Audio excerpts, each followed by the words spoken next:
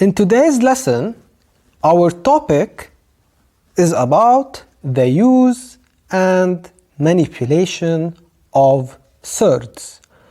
So by surds, I mean square roots. Now, we have three general rules that we should know. The first one is if I have a fraction in the form of 1 over the square root of a. So the square root of a is in the denominator, and I want to rationalize this fraction.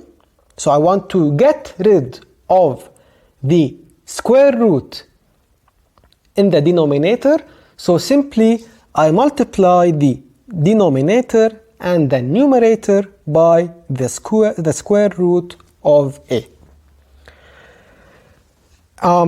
If I have a fraction in the form of 1 over a plus square root of b, so here I multiply the denominator and the numerator by a minus the square root of b.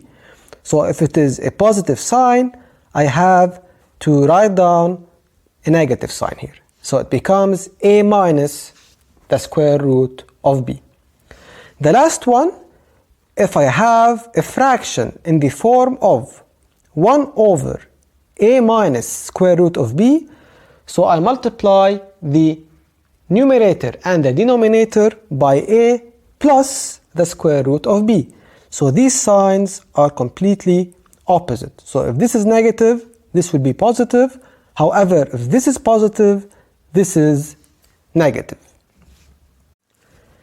In this example, it says rationalize the denominator of the following. So by rationalize, I mean getting rid of the square root in the denominator. So in part A, I have 1 over the square root of 5. So to get rid of the square root of 5 in the denominator, I multiply the denominator by the square root of 5 and the numerator as well by the square root of 5.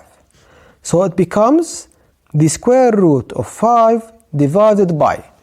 Now when I multiply two square roots together, the square root cancels out. So the square root of 5 times the square root of 5, the answer is 5. Now in part B, I have 1 over 5 plus the square root of 3. So here I need to multiply the denominator by 5 minus the square root of 3 and the numerator as well by 5 minus the square root of 3. So it becomes 5 minus the square root of 3 divided by. So for the denominator, first I have to multiply 5 times 5, so it becomes 25. Then I multiply 5 times the square root of 3. Then I multiply the square root of 3 times 5. And finally I multiply the square root of 3 times the square root of 3.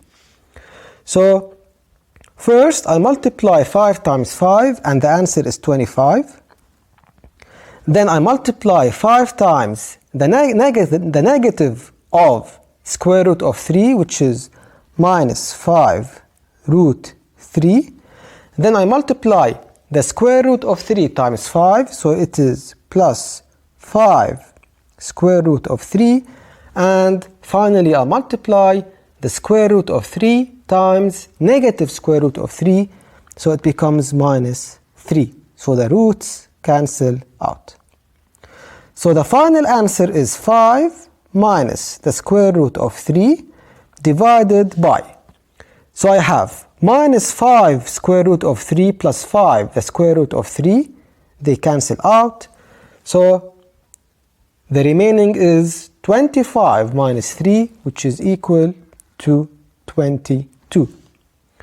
So notice that in this part I got rid of the square root in the denominator, So I had 5 plus square root of 3, and now I have 22. And in the numerator, I had the square root of 5, and now I have 5.